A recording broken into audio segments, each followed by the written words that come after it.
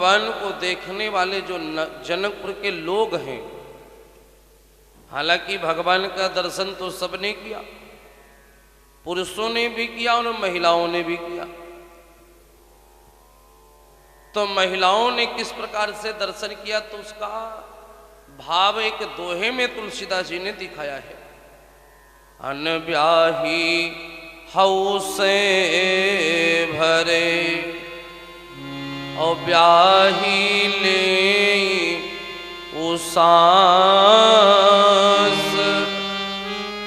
और गौने की मौने रही निरखी राम मृदुगात। क्योंकि जब भगवान नगर में आए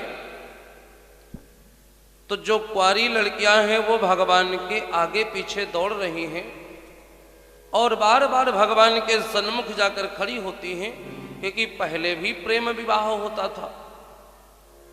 तो गोस्वामी जी कहते हैं वो देवियां सोच रही शायद पसंद करके मेरे साथ विवाह कर ले, इसलिए वो दौड़ दौड़ के पुनः पुनः बार बार सामने आती है। ब्याही ले सांस, जिनकी शादी हो गई वो भगवान की छवि देखकर प्रसन्न है, मन में भाव भी है लेकिन मन दुखी भी है। वो सोचती हैं मेरा तो विवाह हो गया और ना हुआ होता तो हो सकता था ये हम ही को पसंद कर लेते। और गौने की मौने रही, जिनके शादी गौना दोनों हो गए थे वो तो बेचारी बोल भी नहीं पा रही हैं। सोचती अब क्या फायदा, अब तो शादी भी हो गई गौना भी हो गया। निरखी राम मृदुगात। सबने अपने अपने रुचि से भगवान के दर्शन किए। कहते हैं ना कि जो जैसे भगवान को देखना चाहता है भगवान उसको वैसे ही दिखते हैं। जाकी रही और भावना जैसी और प्रभु मूरत तिन देखियत ऐसी। जिसकी जैसी भावना होती है भगवान उसको वैसा ही दिखते हैं। आज जनकपुर में सब वृद्ध नर नारी, सभी बच्चे बूढ़े जवान जब सुने भगवान के विषय में कि बड़े ही सुंदर दो दिव्य बालक राजकुमार स्वरूप, देखने से भी शरीर से राजकुमार लगते हैं, स्वरूप जो है राजकुमारों का है, चेहरे पर बड़ा ही तेज है, बड़े ही सुंदर मनमोहक मनोहर लगते हैं।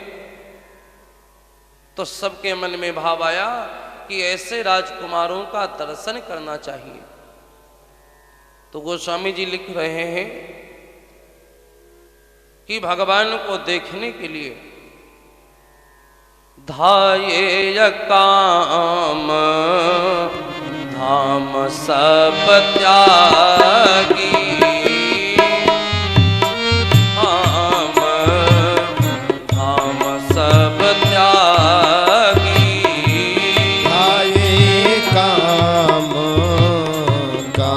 सब त्यागी।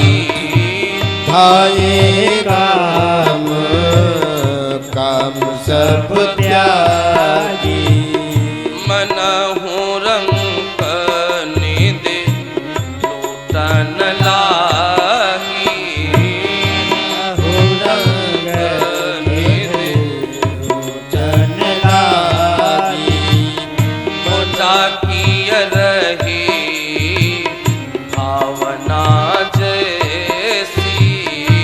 जाकी रही ये भावना जैसी। प्रभु मूरत तिन देखियत ऐसी। प्रभु मूरत तिन देखियत ऐसी। प्रभु मूरत तिन सब अपनी अपनी रुचि के अनुसार भगवान का दर्शन कर रहे हैं। भगवान को आया हुआ जानकर धाये धाम काम सब त्यागी, सब जो कोई भी जो भी कर रहा था, जिस भी काम में था, अपने अपने काम को बंद करके दौड़ा चला रहा है भगवान के दर्शन के लिए। वृद्ध नर नारी बूढ़े जवान सब भगवान के दर्शन में ही लगे हुए हैं। और भगवान के सन्मुख लोग आते हैं, देवियां आती हैं, वो मुस्करा देती हैं, भगवान भी मुस्करा देते हैं। और भगवान, क्योंकि जनकपुर की कथा है ना, तो श्रृंगार भी तो है कथा में, तो भगवान थोड़ा मुस्करा करके दूसरी गली में निकल जाते, तो लोग आगे से फिर आ जाते। ये बड़ा सुंदर भाव है। वहां की देवियां कहती हैं भगवान से कि ऐ सरकार, तनी हेरी रघुनाथ जी, जरा हमें भी देख लो, हमारी तरफ भी देख लो रघुनाथ जी। भगवान की प्रेम में दृष्टि कौन नहीं चाहता है, सभी चाहते एक बार भगवान हमें देख ले। राघव तनी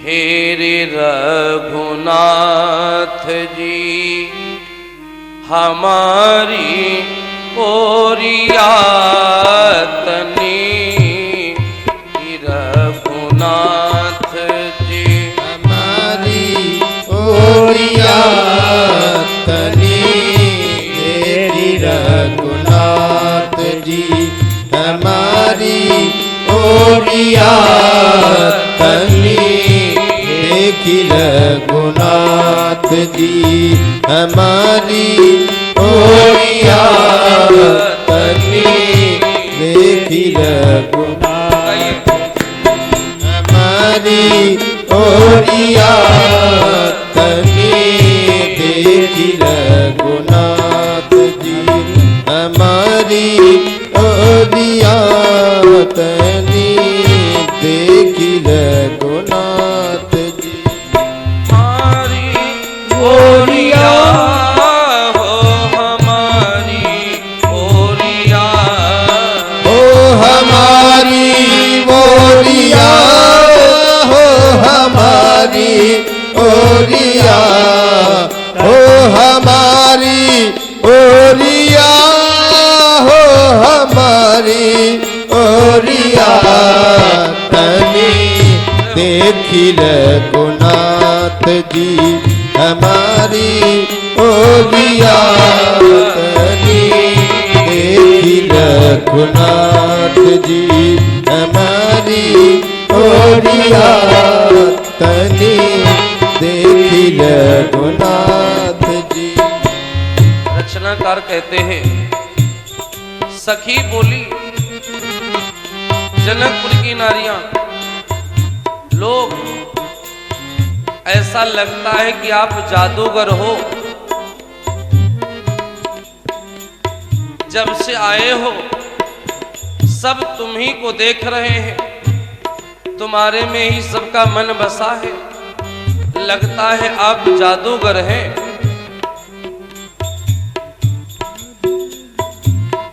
मिथिला में आए के तुम हो जादू चलैला, मिथिला में आए के तुम हो जादू चलैला, मिथिला में आए के तू हो जादू चलैला, मिथिला में आई के तू जादू चलैला। मोहला मोहला जनकपुर की सब सखियां, राघो मोहला जनकपुर सखियां तनी मेरी रघुनाथ जी हमारी ओरिया तनी रघुनाथ जी हमारी ओरिया तनी देखी रघुनाथ जी हमारी बोरिया हो हमारी ओरिया हाँ हमारी ओरिया ओ हमारी ओरिया तनी देखला हमारी ओरिया तनी देखी रघुनाथ जी हमारी ओरिया तनी देखी रघुनाथ। कुछ लोग बोले जब से आए हो केवल हम ही लोग नहीं, राजा जनक भी तुम्हारे ध्यान में ही डूबे, वो भी तुम्हारा ही ध्यान कर रहे। नयन चलाए के हो मधुर मुस्काए के, नयन चलाए के हो मधुर मुस्काई के नैन चलाई के हो मधुर मुस्काई के नैन चलाई के हो मधुर मुस्काई के करेला जनक चूक चित चोरिया राघो, करेला जनक जी के चित चोरिया धनी मेरी रघुनाथ जी हमारी ओरिया तनी तेरी रघुनाथ जी हमारी ओरिया तनी देखी रघुनाथ जी हमारी बोरिया हो हमारी ओरिया हाँ हमारी ओरिया हो हमारी ओरिया तनी देखी रघुनाथ जी हमारी ओरिया तनी देखी रघुनाथ जी हमारी ओरिया तनी देखी रघुनाथ।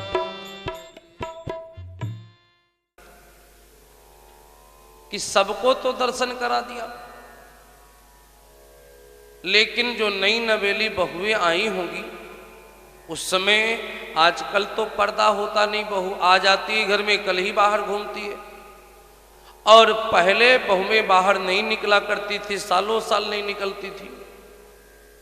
वो स्वामी जी महाराज पहले जमाने में हुई है, ना कि आज के समय में। रामायण भी पहले ही लिखी गई। तो गोस्वामी जी ने विचार किया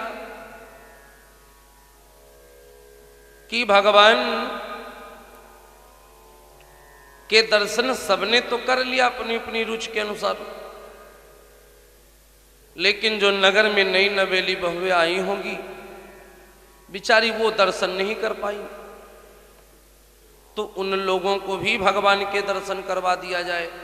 तो उन्हें दर्शन करवाने के लिए गोस्वामी जी लिख रहे हैं रामायण में कि उन्होंने दर्शन कहां से किया।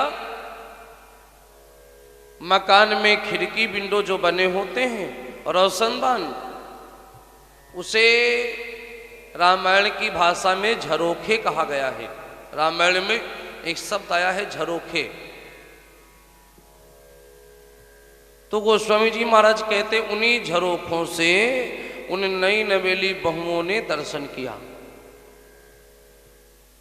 जुबती भवन और झरोखे लागी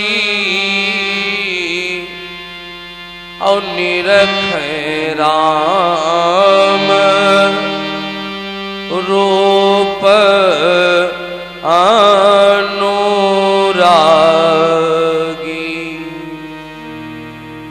भगवान के स्वरूप का दर्शन उन नई नवेली बहुओं ने अपने मकान के अंदर से ही खिड़की विंडो से झांक झांक करके दर्शन किया।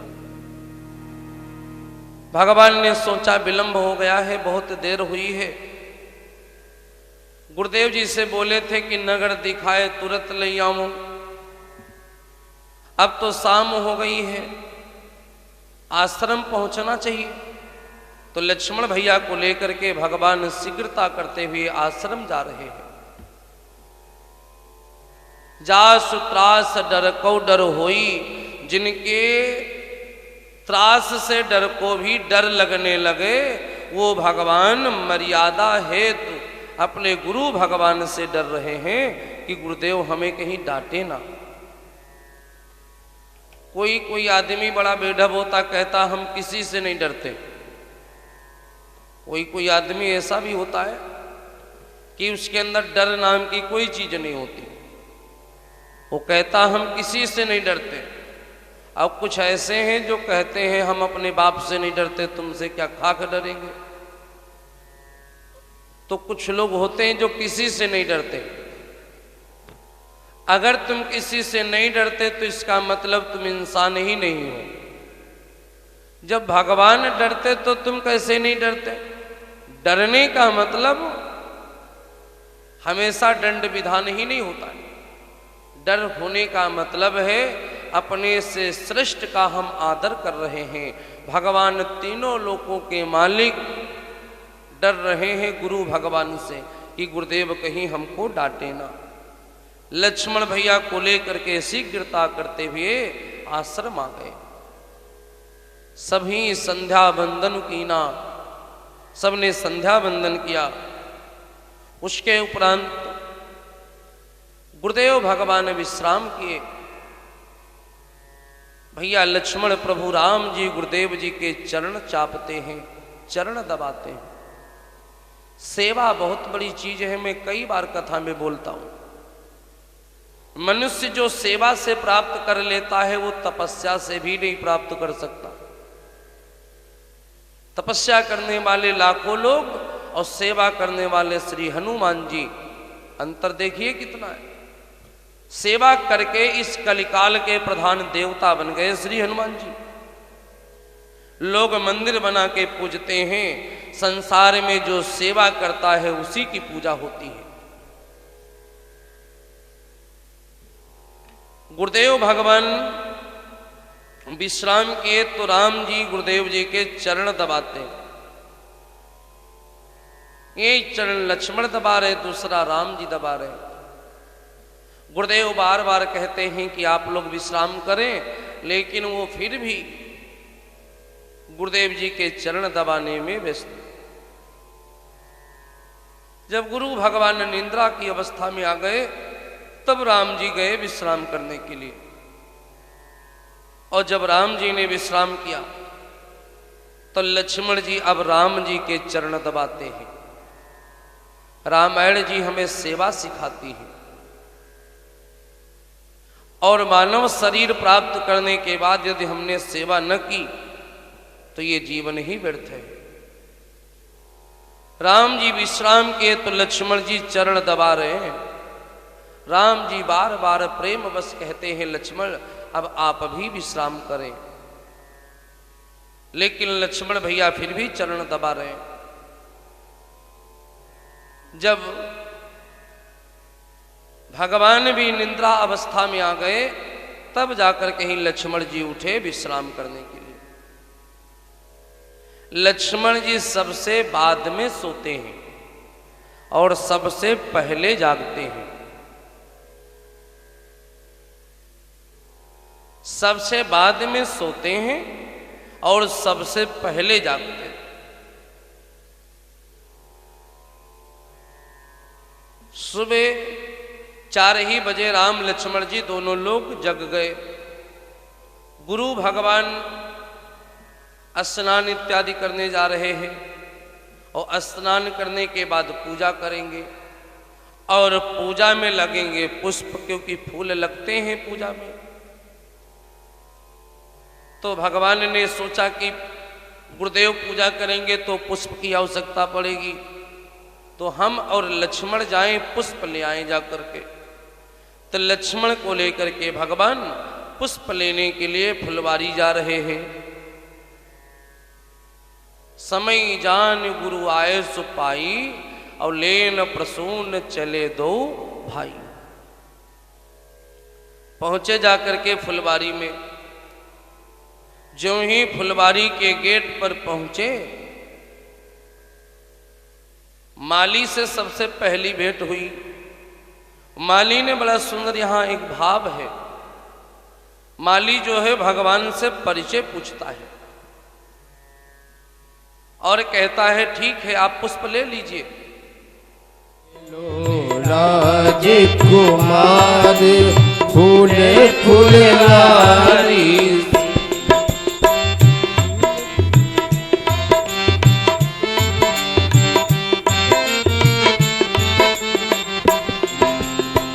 फूल फुलवारी से, फूल फुलवारी से, फूल फुलवारी से, फूल फुलवारी से, फूल फुलवारी से, फूल फुलवारी से। लो ले वो राजकुमार फूल फुलवारी से।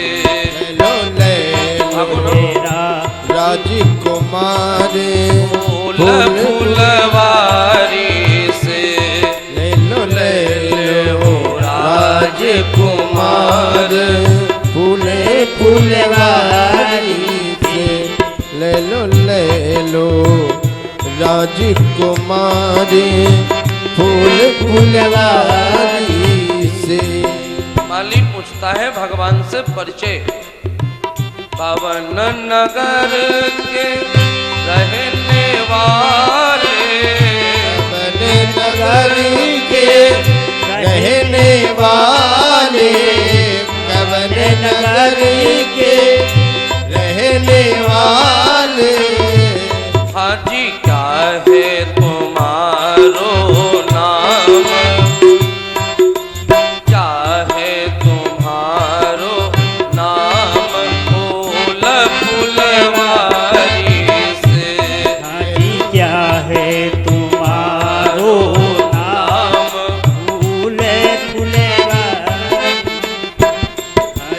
ले लो राजकुमार फूल फुलवारी से। ले लो राजकुमार फूल फुलवारी से। भगवान ने अपना परिचय दिया। क्या परिचय बताए भगवान?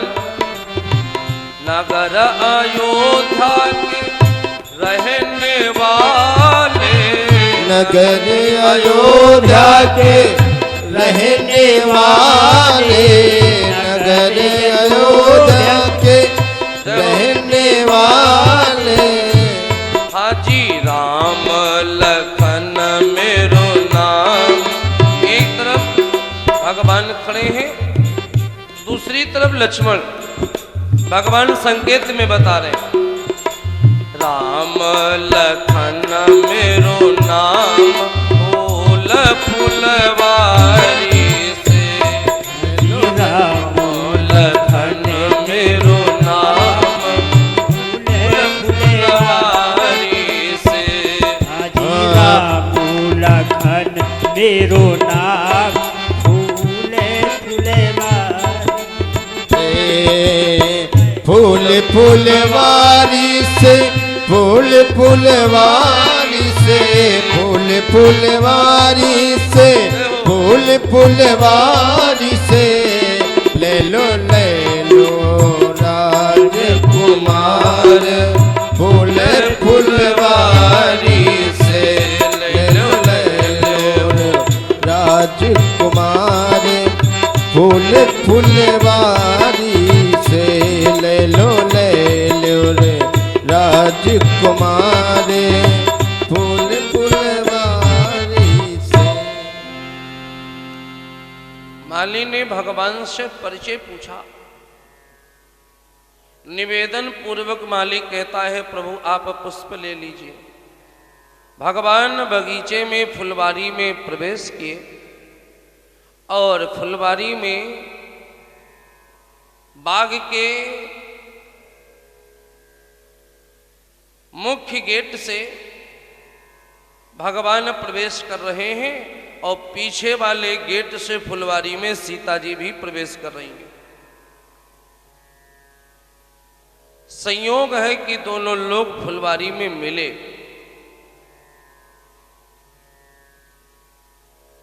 इत राम लखन रघुराई, उत सिया जनकपुर से आई।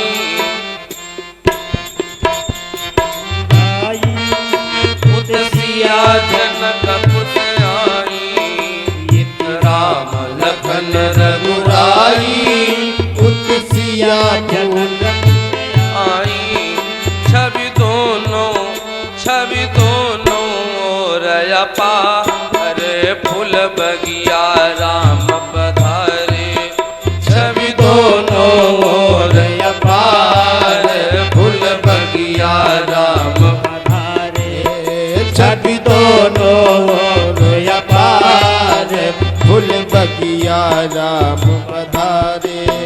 फूल बगिया राम पधारे, फूल बगिया राम पधारे।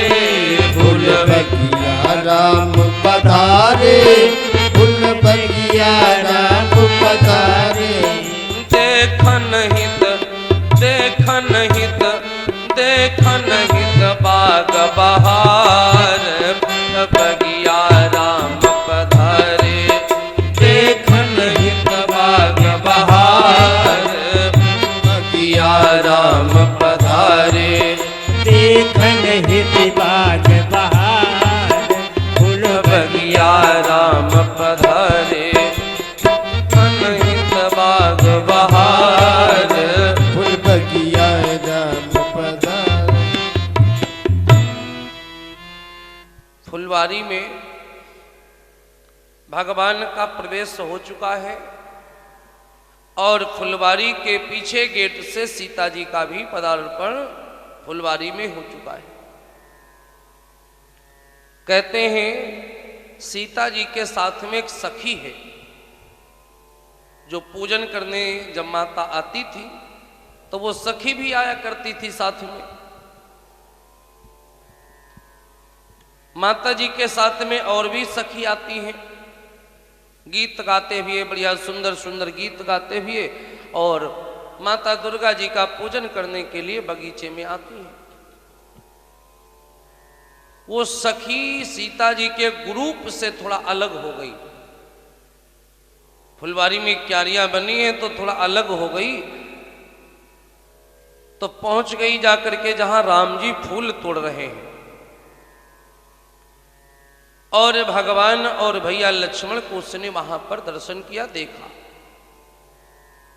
भगवान के स्वरूप का जब उसने दर्शन किया तो वहां से दौड़ती हुई सीता जी के पास में आई और सीता जी से कहती है वो सखी कि मैंने इस फुलवारी में 2 राजकुमार देखे हैं, इतने सुंदर हैं। गीत है, मैं गीत नहीं सुनाऊंगा क्योंकि गीत सुनाऊंगा तो प्रसंग लंबा है विवाह का, इसलिए गीत नहीं सुनाऊंगा। गीत है कि नयनों में डार दियो टोना, किशोर गौर श्यामल सलूना। फूल चुनत फूल बगिया में देखो, हाथों में लिए रहे दोना, किशोर गौर श्यामल सलोना। तो सीता जी ने पूछा कि देखने में कैसे लगते हैं? तो वो सखी बोलती है कि राम का देखो घूंघट पट डार्यो। तब सीता जी को थोड़ा सा अजीब सा लगा, तो सीता जी ने फटकार लगाई कि लगता है तू देख करके बाबरी हो गई है, समझ में नहीं आता। जब तूने घूंघट ही डाल लिया तो तूने देखा कैसे? तो वो सखी कहती है कि राम का देखूं घूंघट पट डार्यों, लेकिन घूंघट का खुला रहा कोना, किशोर गौर श्यामल सलोना। बड़े सुंदर सुंदर भावों में बोलती है वो सखी। तो सीता जी कहती हैं कि चलो हमें भी मिलवाओ। तो उस देवी ने सीता जी को और राम जी को मिलवाया। और जब मिले भगवान मां जानकी जी से, तो बड़ा सुंदर कवि ने यहां पर भाव लिखा कि राम को देख कर श्री जनक नंदनी, और बाग में जा खड़ी की खड़ी रह गई। देखे कर श्री जनक नंदनी, बाग में बस खड़ी की खड़ी रह गई। राम को देख कर के जनक नंदनी, बाग में बस खड़ी की खड़ी रह गई।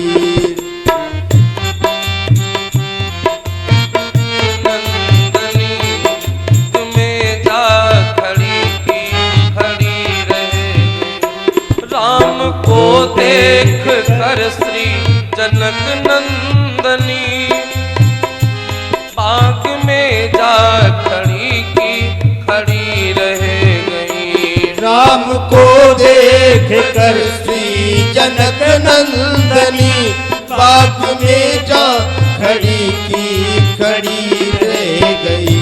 और राम देखे सिया मां सिया राम को, राम देखे सिया और सिया राम को, चारों अखियां लड़ी की लड़ी रह गई। राम देखे सिया और सिया राम को, चारों अखियां लड़ी की लड़ी रह गई। राम देखे सिया और सिया राम को, चारों अखियां लड़ी की लड़ी रह गई। एक सखी बोली, थे जनकपुर गए देखने के लिए, हे जनकपुर गए देखने के लिए। एक सखी पहचान गई, बोली ये तो वही है जो अभी आए थे जनकपुर में। थे जनकपुर गए देखने के लिए, जनकपुर गए देखने के लिए। सारी सखियां झरोखन से झांकन लगी, सारी सखियां झरोखों से झांकन लगी। देखते ही नजर मिल गई दोनों की, देखते भी नजर मिल गई दोनों की। जो जहां थी खड़ी की खड़ी रह गई, जो जहां की खड़ी रह गई। राम देखे सिया और सिया राम को, चारों अखियां लड़ी की लड़ी रह गई। राम देखे सिया और सिया राम को, चारों अखियां लड़ी की लड़ी रह गई। एक सखी बोली, जोड़ी बड़ी सुंदर है, जैसे ये सुंदर है वैसे सीता जी सुंदर है। तो दूसरी सखी पीछे से बोली, पागल हो, जनक जी ने स्वयंवर रखा है, धनुष जो तोड़ेगा उसके साथ विवाह होगा। इतने सुकुमार इतने कोमल है ये, इनसे धनुष टूटेगा।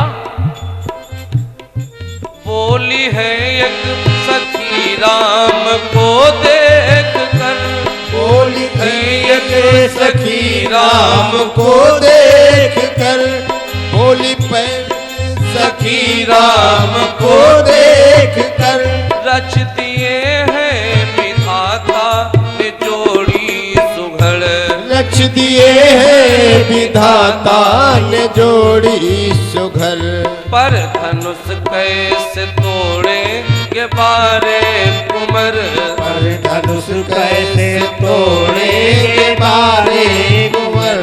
सब में शंका बनी की बनी रह गई। अरे सब कैसे ये बारे कुंवर सब में शंका बनी की बनी रह गई।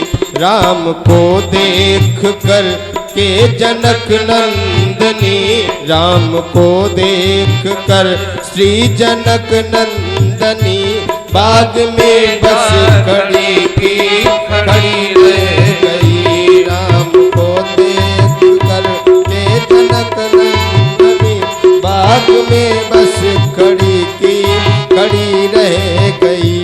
एक सखी बोली बोली है एक सखी राम को देख कर। बोली फिर एक सखी राम को देख कर, एक सखी राम को देख कर, तुम करामात इनकी नहीं जानते। तुम करामात इनकी नहीं जानती। एक ही बाण में ताड़ का राक्षसी, एक ही बाण में ताड़ का राक्षसी, उठ सकी ना पड़ी की पड़ी रह गई। पड़ी की पड़ी रह गई। एक ही बाण में ताड़ का राक्षसी, उठ नहीं ना पड़ी की पड़ी रह गई। राम को देख कर के जनक नंदनी, राम को देख कर श्री जनक नंदनी, बाग में बस खड़ी की खड़ी रह गई। राम देखे सिया सिया राम को, राम देखे सिया माँ सिया राम को, चारों अखियाँ लड़ी की लड़ी रह गई। राम देखे सिया और सिया राम को, चारों अखियाँ लड़ी की लड़ी रह गई। चारों अखियाँ लड़ी की लड़ी रह गई। चारों अखियाँ लड़ी की लड़ी रह गई। भगवान और माता जी जब एक दूसरे से मिले तो गोस्वामी जी भी लिख रहे हैं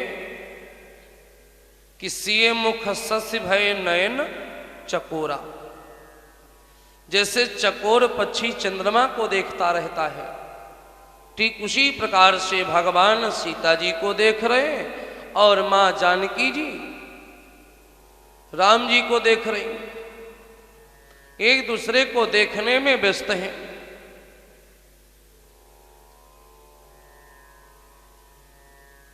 लक्ष्मण जी से राम जी प्रशंसा करते हैं सीता जी के स्वरूप की। राम जी लक्ष्मण जी से कहते हैं, लक्ष्मण तुम जानते हो मेरी सीता कैसी है। अब लक्ष्मण जी कुछ ना बोले। राम जी बोलते जा रहे हैं।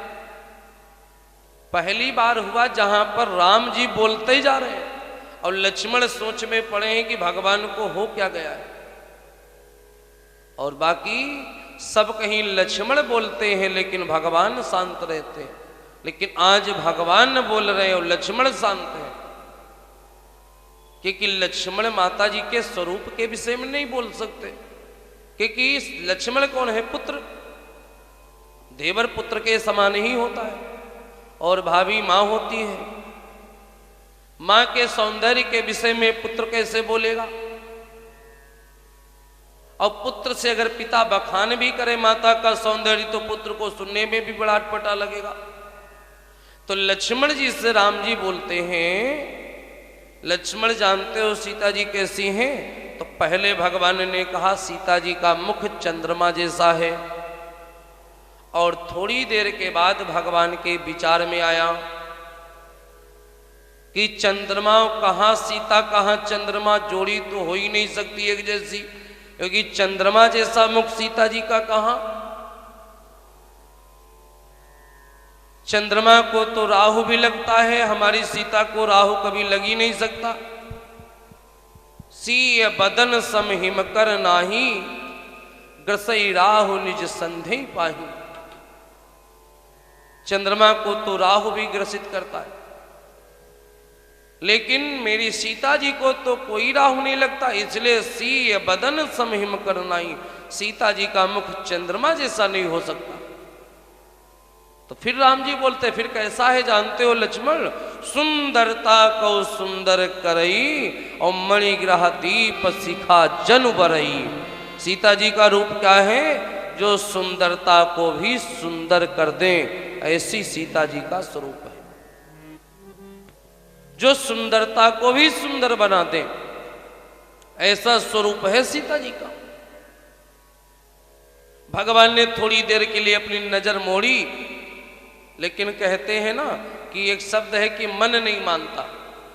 तो भगवान ने थोड़ी देर के लिए नजर तो हटाई कि लक्ष्मण क्या सोचेंगे, लेकिन गोस्वामी जी कहते अस कही फिर चितये तिहि मोरा, और सिय मुख शशि भय नयन चकोरा। भगवान फिर सीता जी को देखने लगे। मिलने के उपरांत माता सीता जी गई हैं कहां? गौरा जी का पूजन करने।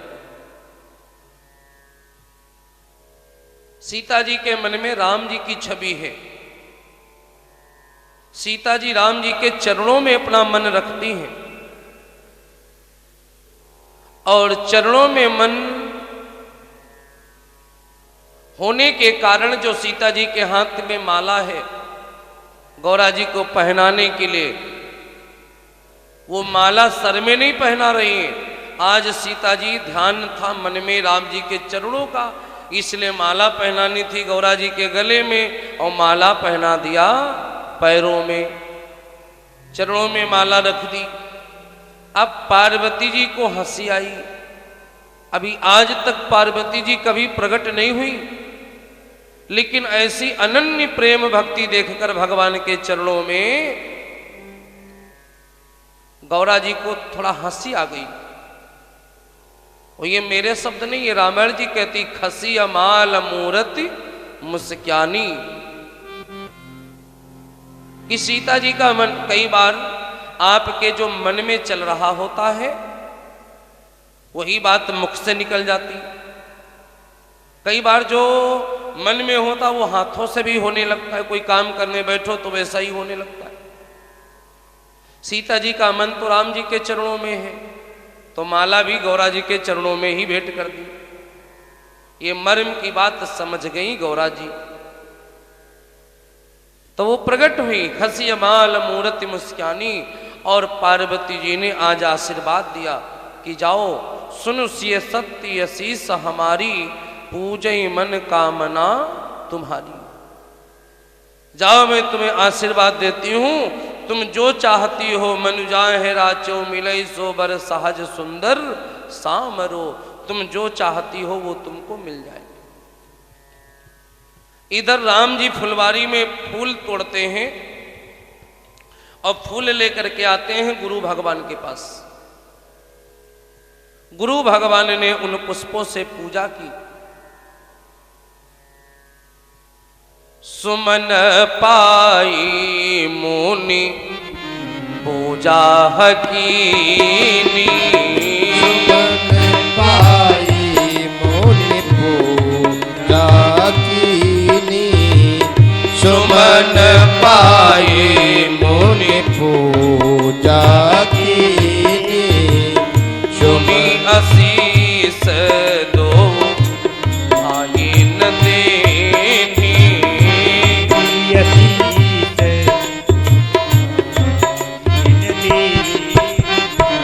सुफल मनोरथ हों तुम्हारे, सुफल मनोरथ हो तुम्हारे।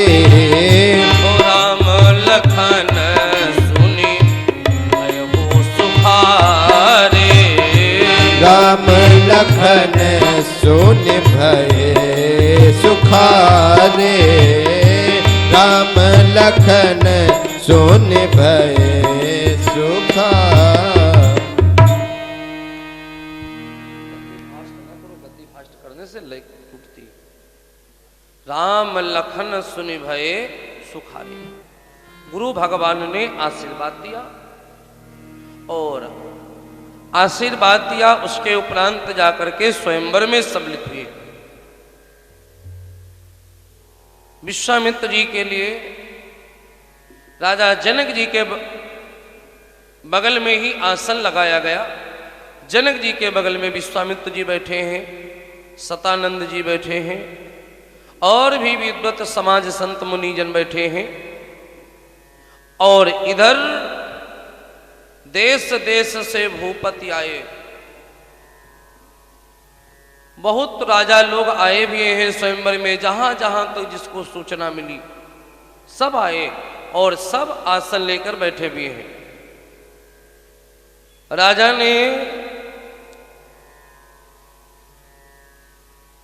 स्वयंवर के लिए प्रतिस्पर्धा प्रारंभ की कि जो इस धनुष को तोड़ेगा वो सीता जी के साथ विवाह करेगा, सीता जी उसी के गले में जयमाला डालेंगी। कहते हैं जितने भी वीर हैं, योद्धा हैं, सबने अपना अपना बल आजमाना शुरू कर दिया। भूप साहस और 10 कहीं 12